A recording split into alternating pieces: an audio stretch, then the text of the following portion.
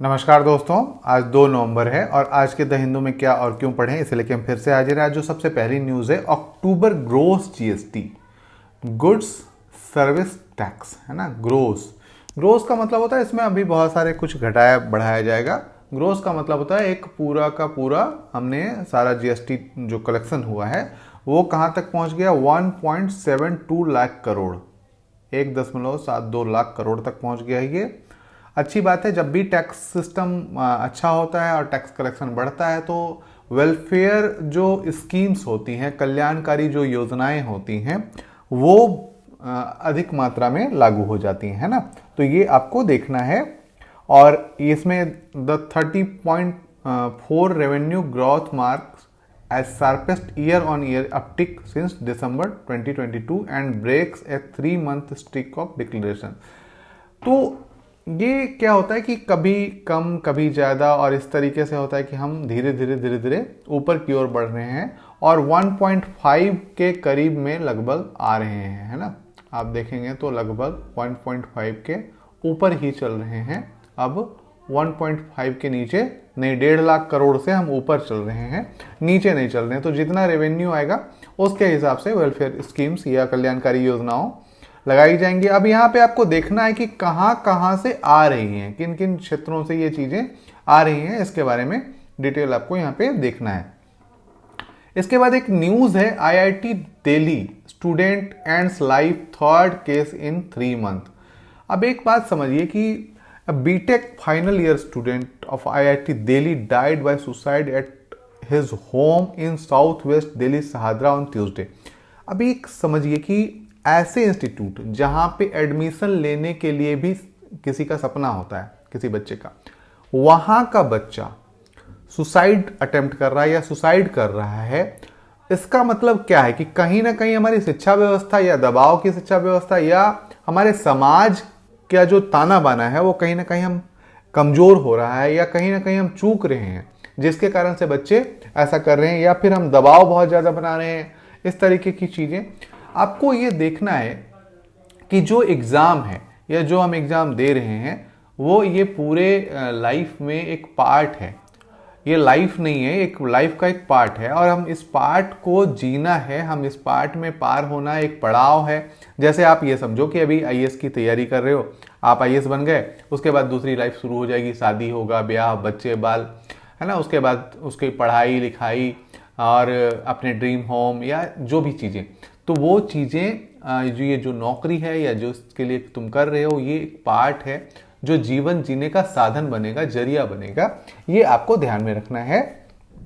इसको इतना सीरियसली नहीं लेना है। हाँ, सीरियसली लेना है कि हमें अपना एक मुकाम हासिल करना है, एक रोजगार का साधन हासिल करना है, एक नाम हासिल करना है, एक फेम हासिल करना है, लेकिन इसको ये नहीं ले लेना है कि हम इस हद तक, मतलब अंतिम हद तक गिर जाएं। ठीक है, तो ये आपको देखना है।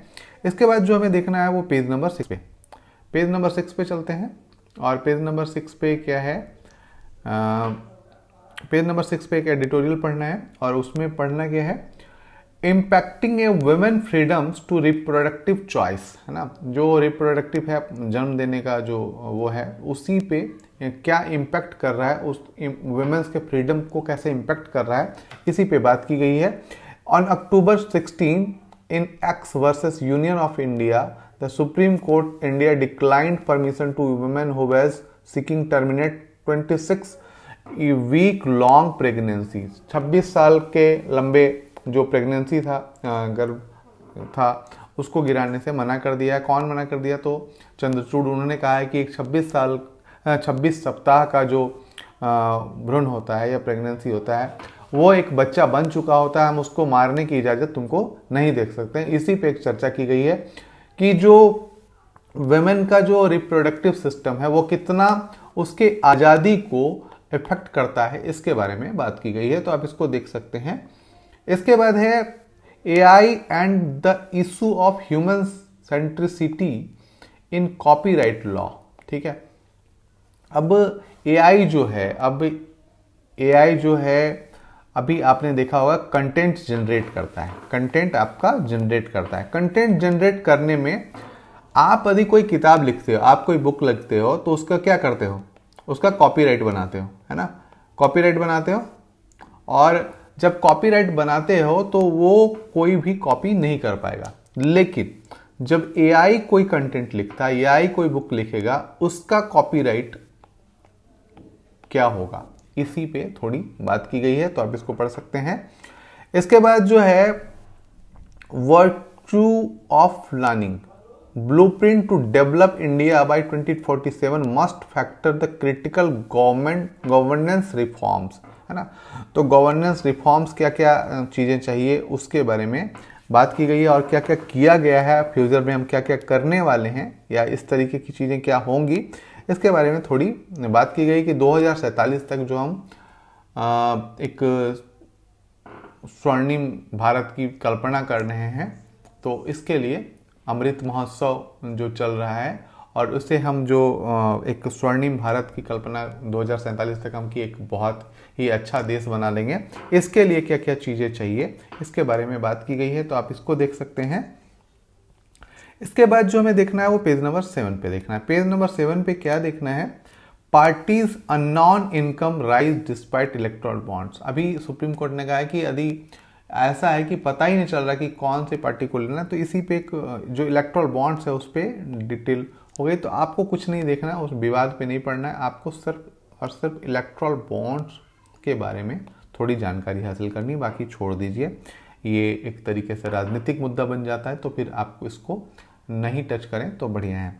इसके बाद जो है एक बढ़िया मुद्दा दिया हुआ, understanding the US Israel relation, America और इजराइल के संबंधों की चर्चा की गई है। बहुत अच्छे से बताया गया है कि किस तरीके से अमेरिका और इजराइल के संबंध अटूट बने हुए हैं, क्या कारण है, ऐतिहासिक क्या रहा, और वर्तमान में किस प्रकार से सपोर्ट कर रहा है अमेरिका, इसके बारे में थोड़ी बात की गई, तो आप इसे देख सकते हैं। इसके बाद जो हमें पढ़ना है वो पेज नंबर 12 पे है। कोझिकोड और Kozhikode and Gwalior enter creative cities list. Gwalior और कोझिकोड जो है वो UNESCO for contribution of the field of literature and music respectively, है ना। तो ये कोझिकोड और ग्वालियर मध्य प्रदेश में है, जो मेड इट दो प्रेस्टिजियस क्रिएटिव सिटीज लिस्ट इन यूनेस्को, है ना। Creative cities list of UNESCO, आप इसको देखेंगे और इसमें से शामिल कौन कौन से भारत के शहर हैं इसको जरूर लिखेंगे, ठीक है। Creative cities list of UNESCO, है ना, इसको लिखेंगे तो ये आपको मिल जाएगा, और ये दो हैं तो इनको जरूर याद कर लें। इसके बाद जो हमें पढ़ना है वो है लास्ट पेज, पेज नंबर 2, जो एकदम से लास्ट में आता है। Haemoglobin isn't used only in blood, haemoglobin सिर्फ खून में यूज नहीं किया जाता, साइंटिस्ट डिस्कवर, है ना। इस हीमोग्लोबिन के बारे में बात की गई है, तो उसका किस तरीके से प्रयोग किया जाता है, किस तरीके की चीज़ें करी जाती हैं। यदि आप देखना चाहें तो देख सकते हैं, नहीं देखना चाहें तो छोड़ सकते हैं, लेकिन एक मोटा मोटा एक बार पढ़ जरूर लीजिएगा। आज के लिए इतना है दोस्तों। यदि आप पहली बार आए हैं इस चैनल पे तो प्लीज़ सब्सक्राइब करें, लाइक कमेंट शेयर जरूर करें। फिर कल मिलते हैं क्या और क्यों पढ़ें के साथ। धन्यवाद।